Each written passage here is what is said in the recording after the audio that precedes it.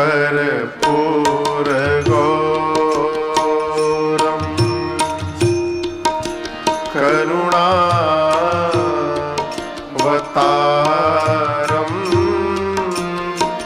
संसार सारम भुजगेंद्र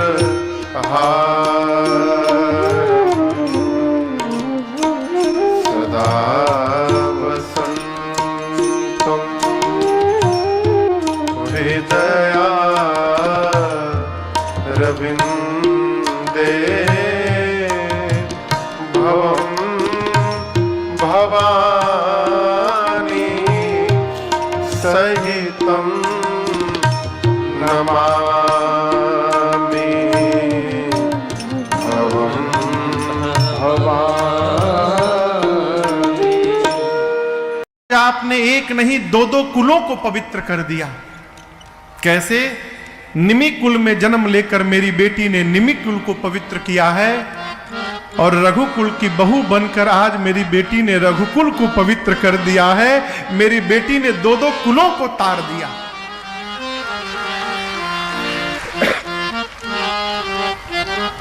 देखिए, घर में बेटा हो ना तो प्रसन्न होइए, और यदि घर में भगवान की कृपा से बेटी आ जाए तो प्रसन्न न होइए, अति प्रसन्न होइए। क्यों? भगवान ने आपको यज्ञ करने का सौभाग्य प्रदान कर दिया। धरती में जितने यज्ञ हैं उन सभी यज्ञों को करने का फल एक तरफ, और जिसने अपने जीवन में एक कन्या का दान कर दिया उसका फल एक तरफ, वो भी बराबरी नहीं कर सकता। इसलिए घर में बेटियां जन्म ले तो उनका आदर करिए, उनका सत्कार करिए। बेटा यदि लायक होगा तो एक कुल को तारेगा, बेटी यदि लायक हो जाएगी तो दो दो कुलों को तार देगी, है? बेटी यदि लायक हो गई तो वीर छत्रपति शिवाजी महाराज जैसे पुत्रों को जन्म देगी, जीजाबाई मां। आहो, इसलिए बेटों से अधिक बेटियों का सम्मान करिए। घर में लड़की हो जाए तो लोग ऐसा चोखा नियर मुंह बनावत है मानो विपत्ति आ गई उनके ऊपर।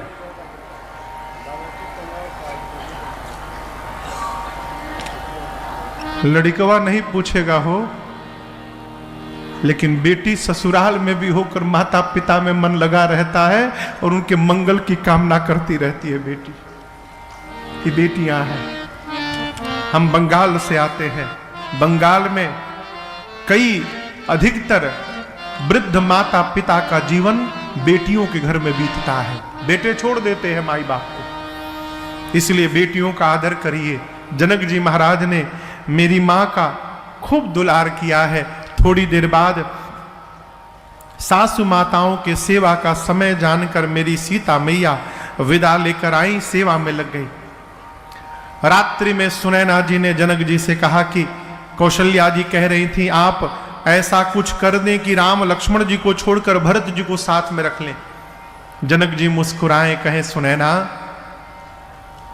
जितना मैं दोनों भाइयों को जानता हूं भरत जी वही करेंगे जो उनके भैया राम कहेंगे, आप चिंता न करिए। सवेरा हुआ, गुरु जी से राम जी ने कहा कि गुरुदेव निर्णय लीजिए। गुरु जी ने जनक जी से कहा, जनक जी ने भरत जी से कहा। भरत जी कहे आप लोग बड़े हैं, बड़ों को रहते मैं निर्णय लूं उचित लगेगा क्या? गुरु जी ने राम जी से कहा राम आप निर्णय लो, कोई निर्णय नहीं ले रहा है। राम जी बोले आपके चरणों की सौगंध लेता हूं गुरुदेव, आप और जनक जी जो भी आज्ञा देंगे हम उसका पालन करेंगे। कोई कुछ नहीं बोल रहा, पूरी सभा बैठी है। भरत जी खड़े होकर बोले, बोले प्रभु हम बतावें हम क्या चाहते हैं। राम जी बोले कहिए। भरत जी बोले प्रभु। भरत जी ने कहा प्रभु हम आपकी सेवा करना चाहते हैं। राम जी बोले कौन सी सेवा? भरत जी बोले प्रभु श्रेष्ठ की आज्ञा का पालन करना इससे बड़ी कोई सेवा नहीं है। मैं चाहता हूं आप मुझे आज्ञा दीजिए और आप जो कहिएगा मैं करूंगा। भरत जी ने जब ये बात कही तो राम जी ने भरत जी को अपने बगल में बिठाया, पास में बिठाया और कहा, भरत जाना हो तात तरनिकूल रीति, सत्य संध पितु कीरति। राम जी बोले, भैया आप इस सूर्यवंश की रघुवंश की रीति को जानते हैं क्या? रघुकुल रीति सदा चली आई, प्राण जाई बरु बचन न जाई। आप जानते हैं, आप पिताजी की कीर्ति को जानते हैं, पिताजी के सत्य को जानते हैं। भाई समय से पहले बाबूजी चले गए। आपसे बतावें, श्री दशरथ जी महाराज अपने जीवन की आयु के 10,000 वर्ष पहले ही चले गए। अभी उनकी उम्र में 10,000 वर्ष बचा था, उसके पहले चले गए।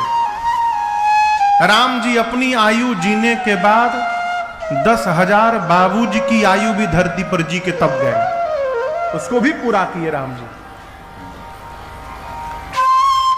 राम जी कहते हैं, भाई समय से पहले यदि सूर्य डूब जाए तो किसको कष्ट नहीं होगा। उसी प्रकार समय से पहले बाबूजी चले गए, लेकिन हम और आप अभी अनाथ नहीं हैं। देखिए जनक जी बैठे हैं,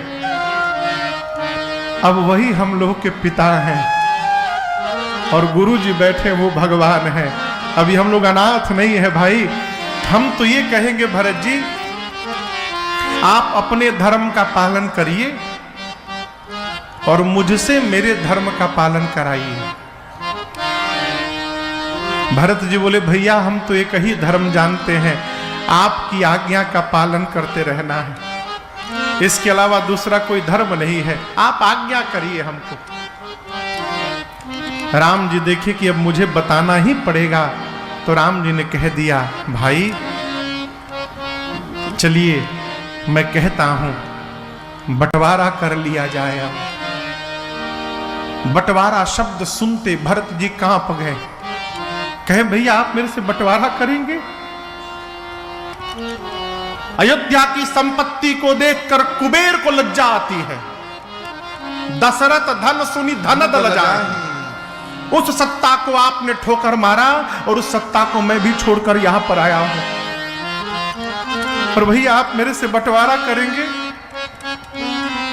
राम जी बोले, करेंगे, लेकिन भाई आज हम दोनों संपत्ति में बंटवारा नहीं करेंगे, आज हम दोनों अपने घर की विपत्ति में बंटवारा करेंगे।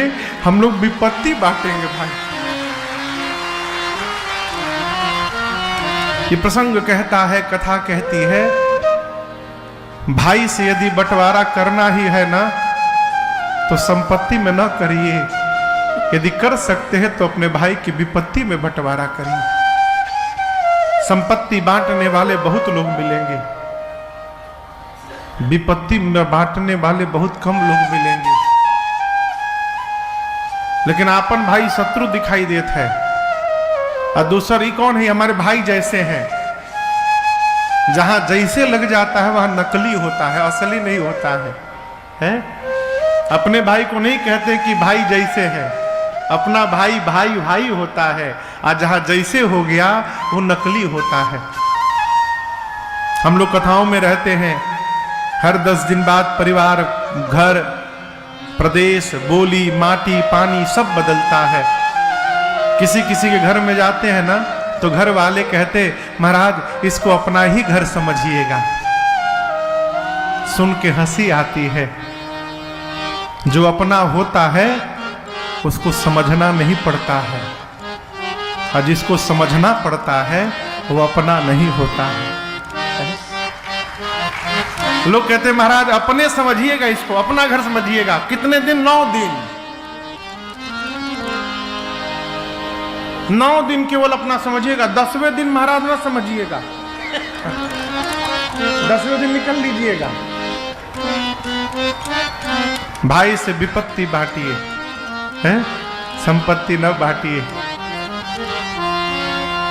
विपत्ति में भाई ही दिखाई पड़ेगा। हो कोई घटना घट जाए तो जो भाई जैसा है तो वो नहीं मुड़वाएगा, जो अपना भाई है वही मुड़वाएगा इसको, हैं? संबंध को बचा के रखिए। जीवन में उतना ही धन होना चाहिए कि अपना भाई शत्रु न दिखाई देने लगे। धन बहुत हो जाता है तो अपने ही शत्रु होने लगते हैं। राम जी कहते हैं 14 वर्ष में वन में रहूंगा और 14 वर्ष भरत जी आप अयोध्या में जाके रहेंगे। भरत जी चरणों में गिर गए, कहे भैया अभिषेक की सामग्री लाए हैं। राम जी बोले लौटने के बाद इन सभी सामग्रियों को अत्रि मुनि से बात करके जहां बोले वहां रख दीजिए। एक कुएं में ले जाकर अत्रि मुनि ने, बांदा जिला है बांदा, बांदा से जब आप चित्रकूट आएंगे तो बीच में कुआं पड़ता है, उस कुएं का नाम है भरतकूप। अत्रि मुनि ले जाकर अभिषेक की जितनी सामग्रियां थी, जल थे जितने, सबको उस कुएं में रख दिया और कहा आज के बाद इस कुएं का नाम भरतकूप होगा। और भरत जी जो भी इस कुएं के जल को अपने ऊपर छिड़क लेगा उस मनुष्य को उसी क्षण समस्त तीर्थों में स्नान करने का फल प्राप्त हो जाएगा। इस कूप की महिमा होगी आज से। 5 दिन चित्रकूट का दर्शन करके 6वें दिन भरत जी ने प्रभु से विदा मांगा है। अब गोसाई